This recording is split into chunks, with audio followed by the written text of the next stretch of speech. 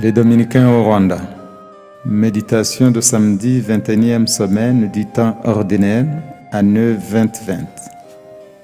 Ne tremble pas devant eux.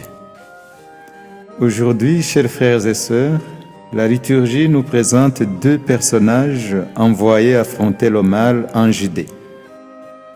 Il s'agit de Jérémie et de Jean le Baptiste. Les deux hommes ont trois choses en commun. Avoir été envoyés dans des contextes terrifiants, avoir rempli leur mandat courageusement et avoir terminé leur mission en martyrs décapités. Leur courage devrait nous inspirer aujourd'hui. En effet, nous apprenons que dans leur vocation, les deux furent envoyés pour un triple mandat. D'abord dénoncer les formes de mal qui prévalaient dans le pays, et puis rechercher la vérité et la proclamer sans peur. Enfin, bâtir sur les bases de cette vérité proclamée.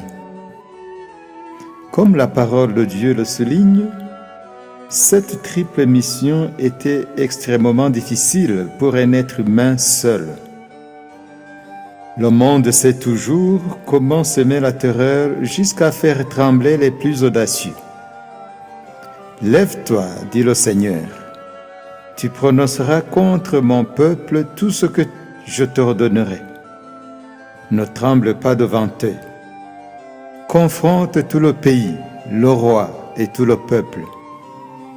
Ainsi, frères et sœurs, parfois le Seigneur nous envoie dans une mission périlleuse en connaissance de cause. Ce monde est difficile à affronter, même pour les gens de la foi. Mais Dieu nous dit de prendre notre courage à deux mains et de proclamer en face des puissances du mal.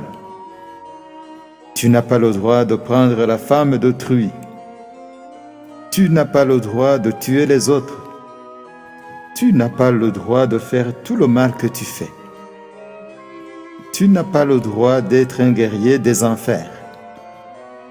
Dans ce sens, être envoyé de Dieu comporte des risques d'être la cible des forces du mal, des injustices, des combats obscurs et des humiliations effrayantes.